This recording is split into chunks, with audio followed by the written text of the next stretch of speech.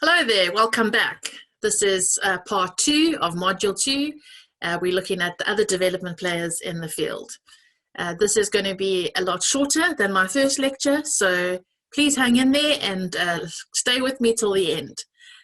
As I said in my previous part one lecture, this does not replace your readings at all.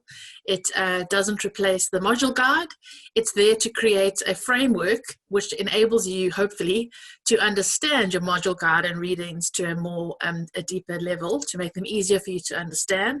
So I will highlight key concepts, key facts, key titles, subheadings, just to give you a good framework, which you will then take, hopefully, to your readings and gain a greater understanding of the debates and the controversy and the discourse around these issues. All right, so part two, other development players in the field. When we're looking at overseas, oops, I missed out a bracket there. Oh well, not the end of the world. Anyways, when we're looking at official development assistance, there's two main areas that we look at: bilateral aid and multilateral aid. Bilateral aid is when is an agreement between two parties, hence the bilateral aid. So, for example, from one country to another country. It can be in the form of a grant, which requires technical cooperation or other smaller grants on a grassroots level, or it can be through finance and investment cooperation. So overseas development assistance loans or private sector investment. And then there's multilateral aid. And multilateral aid is basically when there's a number of different partners involved in the development assistance itself, the way that it's packaged. This is another example or another diagram that you can use to understand the difference between bilateral assistance, which is predominantly countries, or multilateral institutions, which we're going to talk about later. And obviously government loans can fit in either side. But just two very simple diagrams just to help you understand how everything fits together. This is just, you will see, this is a little graph that I wanted to add in, because as you start looking into overseas development assistance, you will see that there are so many graphs and so many sources of information to see what's been happening. And graphs can really tell a story, and you'll see a lot of them. And often they can make a complex situation a lot simpler if your mind works like this. But just what's interesting for me, this is where the majority of overseas development assistance has been spent or given from the 1967 through to 2011. So it's an old graph, but it just shows you the rise in social sectors, the focus on health, focus on education, decreasing focus on economics. That's interesting. I'd love to know why. Environment rising a little bit, which is great. Production going down, probably in direct correlation with environment issues becoming more and more important. And just the thing I wanted to raise is with everything in academics, when you approach your reading, when you approach your module guides or the academic readings that you've been given, just ask questions. Question. That's how we unpack the levels and the discourse that is in those readings. Just keep asking why and looking for those answers. So why have social sectors risen and economic gone down? And why is environmental really still so small in comparison to others? Does it still look like this in 2010 or 2020, sorry? What happened between 1967 and 2000 to make these changes? Like, is there something that happened, in the 1987, 89? Because that's when things started to change with numerous graphs. So I put this in here not as something you have to learn or know, but more to say, these are the kind of tools that you'll come across as you are reading and preparing and searching for information on the internet. And whenever you come across something like this, just start the questions. Get the questions in your mind. Why? How come? When? Where? Who? How did this all happen? And then when you read your readings, read with those questions in your mind, and you will find that you'll be able to understand the real meaning of the reading so much better if you start with questions. And sometimes it's just little things like this graph that can help you to start to stimulate questions in your mind. I know it's difficult studying from a distance, and so one of the things that I would do, because you don't have a classroom where there's like interaction going on and lecturers posing questions, is if you have an assignment, you don't really know what you're going to write, take those key concepts, go onto Google Images. I always start at Google Images and just see what comes up. And so for an example, if you had to look at overseas development assistance, tons and tons of graphs will come up. Well, you don't have to know all the intricate details, but download a few and look at them and come up with questions like, why has that happened? When did that happen? What caused that? How come that one's higher than that one? Is this true for everywhere? And write down a whole lot of questions that you might have. I also like cartoons. You will have noticed that in the part 1 lecture. Write down the questions that the pictures raise, and then go to your read-ins and read your read-ins. And you will find it is so much clearer and so much easier to make meaning out of those readings when you start with a hold of your own questions. So that was just a little thing on the side that I wanted to add in, because I do recognize that it's difficult to study from a distance often. Right, bilateral funding or funding between countries. The first thing I wanted to just raise here is the New Zealand situation. Most of the New Zealand aid program is run obviously through MFAT, our Ministry of Foreign Affairs and Trade. And this is just something that I thought was quite interesting, is the proportion of funding by region in terms of where the money's going. Huge majority going to the Pacific, which is, in my opinion, fantastic. That can be debated, but I'm all about local economies, local contexts, looking after your next door neighbor. And it's fantastic, the work that, or the funding that is going towards the Pacific. Then you've got your multilateral agreements, which is basically probably their contributions to the IMF or the World Bank or the United Nations. Latin America and Caribbean, 1%. Asia, 17%. I think the 3% is Africa. I can't actually see, because at the moment, all I can see is my face in that little block over there, but I assume that it's Africa, I remember correctly. But the important thing here, just to show that for New Zealand, the focus really is in their local context. However, when it comes to overseas development assistance, similar to what we spoke about with NGOs, it's not just about giving money. It's not about giving handouts. It's about the way in which money is spent. How is it spent? What is it spent on? So importantly, who makes the decisions about where that money is spent? Previously in the early development years, 1960s, 70s, really the person who had the most power, who was the person or the organization or the country with the money, made the decisions. And they decided, right, we're building 14 World Bank dams throughout Africa. And we are bringing, I don't know, chicken co-op farms or whatever the story is, all over the Caribbean. And there was a lot of, and the focus was definitely what we call a top-down approach, where the person who has the power, who has the access to resources, who has the money, they come in and they say, this is what we're doing with the money. And the assumption behind that is obviously because they know best. Because obviously they're developed, of course they know best. Or not, maybe not. And over the last 30, 40 years in development theory in particular, we've seen a change in the mentality and the worldview. And people are recognizing that top-down approaches to development in local context generally doesn't work, or it's not very effective. It's not effective when an outsider with a different understanding, a different cultural background, a different social context, just plonks their idea for this is how we're going to do development to these people. And then they do development and then they leave, and 5 years later everything's just a complete waste of space and time. Africa is a classic example. Tons and tons of examples there. Where I come from in South Africa, the Transkei is a large rural area, and throughout the Transkei there are very, very expensive broken down tractors and plower things. I don't know, I'm not a farmer. And they're dotted all over the countryside. And the reason that there is that the World Bank came in, which is actually not a bilateral thing, but anyways, on the side. The World Bank came in and funded this huge project to have these very expensive tractors and farm machine things, mechanized plows, or I don't know what it is, but these big fancy machines, and they delivered them to all these rural areas. And then they left. And the rural people didn't have the knowledge of how to fix them. They didn't have the equipment they needed. They didn't have the parts they needed. And they were miles away from any urban center. So to get them fixed was just beyond what the communities were able to do. So now we have broken down tractors all over the Transkei. It's just lovely, right next to a lot of the World Bank dams that have also got their own sense of controversy. If you're interested in controversy and debate. But anyways, what is the point I'm trying to make here?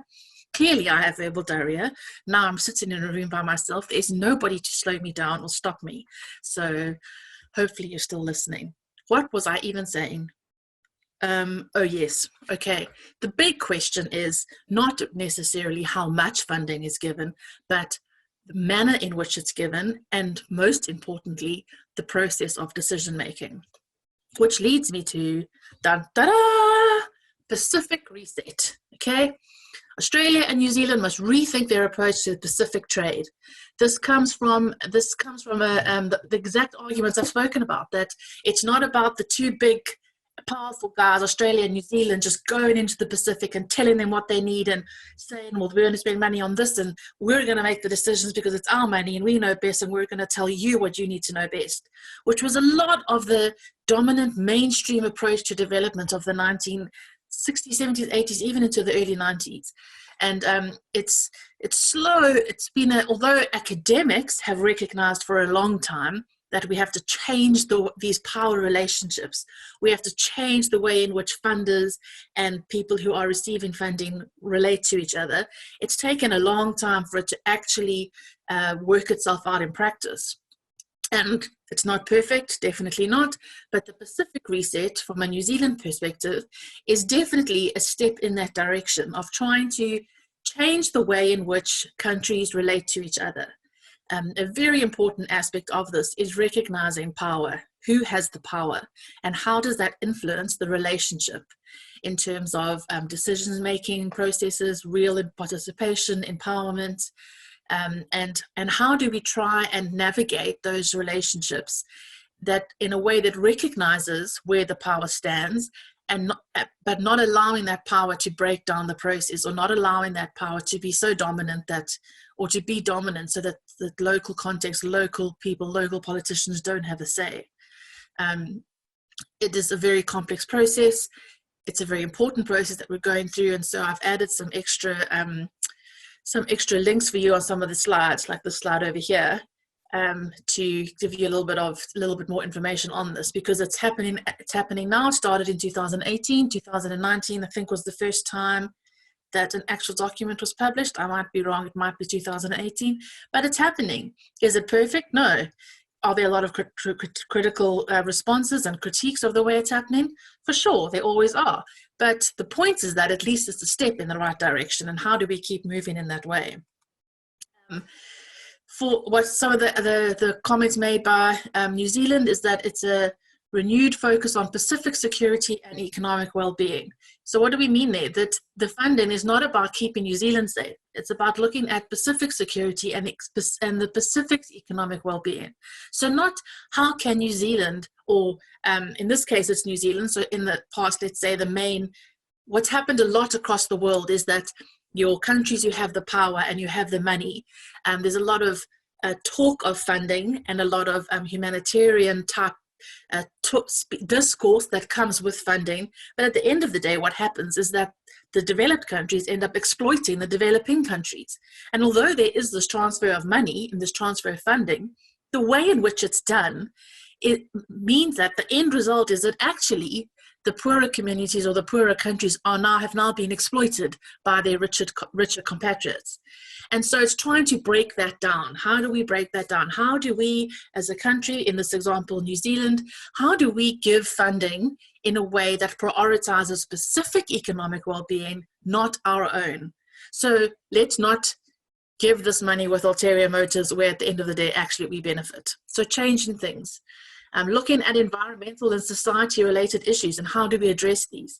Specifically within that is what I've said previously, power relationships. Who has the power? And how can we recognize it and push it to the side and try and have a more equal and just conversation. 5 core principles. It's friendship. Friendship, an important thing about that concept is generally in friendship, you're on equal levels. Like someone who's your friend is your contemporary. So trying to create that that level playing ground. Understanding mutual benefits, so not just benefit to the main country who's giving the money, but actual benefits on both sides. Collective ambition, in other words, listening. What are the ambitions of other Pacific countries that might not even have crossed the mind of New Zealand?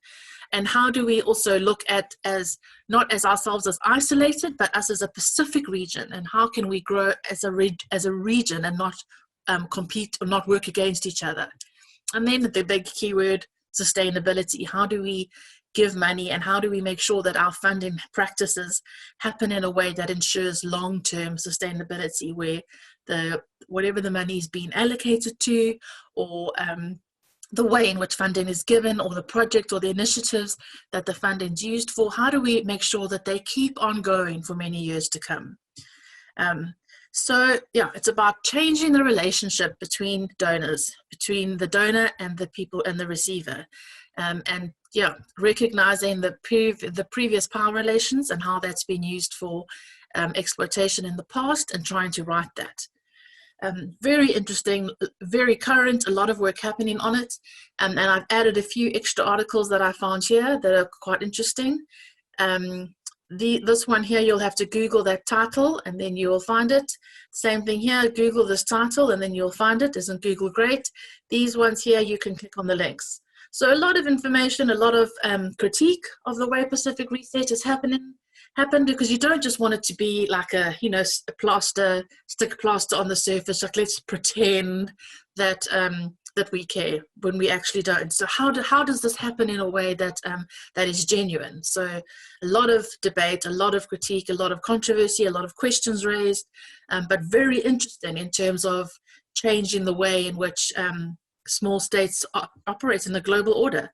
So very interesting. I encourage you to get your heads in all of this, into all of these articles, and to understand that that's where it comes from. It comes from trying to move away from the power relationship that used to exist between the rich country giving the money and the poor country just having to deal with whatever they had to deal with, and most probably in the whole process become exploited. Right, multilateral aid, essentially what we're talking about now is it's not between two players, there's many actors involved. So for example, it's through the World Bank, where many different countries give money to the World Bank, and the World Bank gives money to many different development organizations or countries or communities or initiatives, whatever it is. A lot of our really big NGOs like Oxfam or Amnesty International, or big organizations in the country such as the Canadian International Development Agency. These are all part of our multilateral aid actors. People where there's a whole lot of different stakeholders in the process in terms of how funding is given and donated. The three most important on an international scale in terms of money are the International Monetary Fund, the World Bank, and then obviously the United Nations. United Nations is, from a development perspective, possibly one of the most progressive and forward-thinking. There's a kid of mine in the background. I do apologize. Close the door. Anyways, this is COVID-19. Gotta love it. United Nations, probably the most progressive of the three. The World Bank and the IMF, very neoliberal in their approach. The United Nations also over the years, it's realized that that funding is not just about giving money in for economics or for jobs. Sorry, I got a bit distracted there. Right, focus. The interesting thing about the United Nations over the last 20 years is how it has diversified. That is what I was trying to say, is that it's diversified from looking particularly at economic aspects of funding and trying to promote economics, to recognizing the role of hunger and child education, of human rights, of the natural environment, of peace and security, of society, of housing. So it's one of the great things about the United Nations is how diversified it is in terms of the way in which it deals with development. It doesn't just see development as being, well, let's just give you money to grow your economy and everything will be fine. It's far more diversified, and it embraces all the different aspects of human life and in the intersections between society and the economy and the natural environment, and how that all works together, and that incredibly complex relationship that is the real world. And so they've got their different departments or programs within the Greater United Nations that focus on all these different aspects. That's an important move. If you decide that you enjoy this development type talk and you find this interesting, and where does it all come from, and what does it signify, and when did the changes come? I love this stuff. Clearly, it's what I do.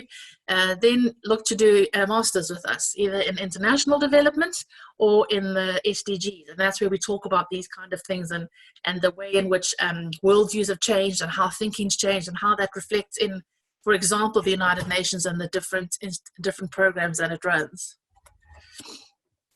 The private sector, over the last decade or so, we've seen a drastic increase in the role of the private sector in terms of community development, specifically in the form of corporate social responsibility or corporate social investment.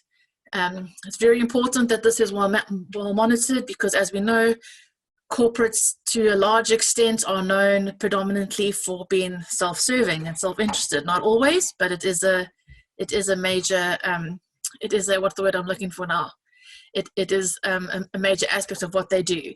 So within corporate social investment or corporate social responsibility, we're looking at maintaining specific principles that are important, looking at ethics, responsibility, sincerity, how do we make sure that this isn't just a marketing ploy from a corporation? And the reason that I have the picture on the right there at the top, it's from a company in South Africa called OUTsurance. In South Africa, it is every single private company must have a corporate social responsibility or a corporate social initiative that they do. So they must have a project that they work on, or an initiative that they're sponsoring, but a particular percentage of their gross income must go towards local community upliftment.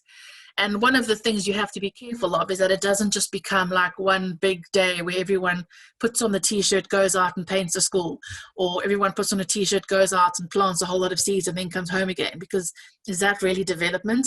That's development of the 1960s. That's not the kind of development we want to see today. It's not empowerment, it's not participation. And I'm not making a judgment call on OUTsurance in particular. I'm not saying that they don't do what's right. At least they're doing something, but just this, the classic photo of everybody in a shirt and we all went out for the day and we did our good deed and now we're going back to business as usual. And I'm not saying that OUTsurance always does that. I'm just saying the picture does represent that you can use that picture to when I look at that picture, I think of scenarios like that. Let's put it that way. I think I've got myself in trouble here. But anyways, I hope you understand. It's not about a token gift or a token activity. If corporate social investment or responsibility is really going to make a difference, then it has to be more than that. It has to be genuine. And in order for that to achieve, it needs to comply with the 8 principles that we have on the left here. It's linked to the market. So we're talking about giving people access to the market. It must be sustainable. It must be ethical, sincere. Is it sincere? Where are the resources being used? And always when you look at resources, always the question you want to know is, who is making the decisions about where the resources are spent, or where the resources are, or how the resources are used? What are the goals? How do we ensure long-term longevity and the responsibility that we have? Corporate social responsibility and investment is a whole big topic on its own. Very interesting, a lot of debate, a lot of controversy. If it's something that you're interested in, I really encourage you to look further into it. The key factor being that it's not just a token thing that corporations do on the side, that it actually must be more than that. Like the NGOs, it must be about empowerment. Otherwise, otherwise it's just a token. And then obviously philanthropic organizations. Most people know about Bill and Melinda Gates Foundation, where they've got their own money and they've put their own money into a foundation that looks to herald a number of causes across the globe, whether it's gender and women or education or health, They fund research, they fund initiatives, huge amounts of money are pumped into the work that they do. And today there's more than 260,000 foundations in 38 countries who are philanthropic organizations working on where you've got people who, just because the motivation being wanting to bring about change, wanting to do something to make a difference, and so that's what they're doing. The great thing about these kind of organizations as opposed to NGOs is they most often don't have the funding issue that an NGO has. So for example, Bill and Melinda Gates, they don't have to dance to the tune of a donor. They don't have to do what a donor asks them to do. They can do whatever they like because it's their money. And they're not held back by lack of funding. And they're also often self-sufficient in their funding, which is fantastic.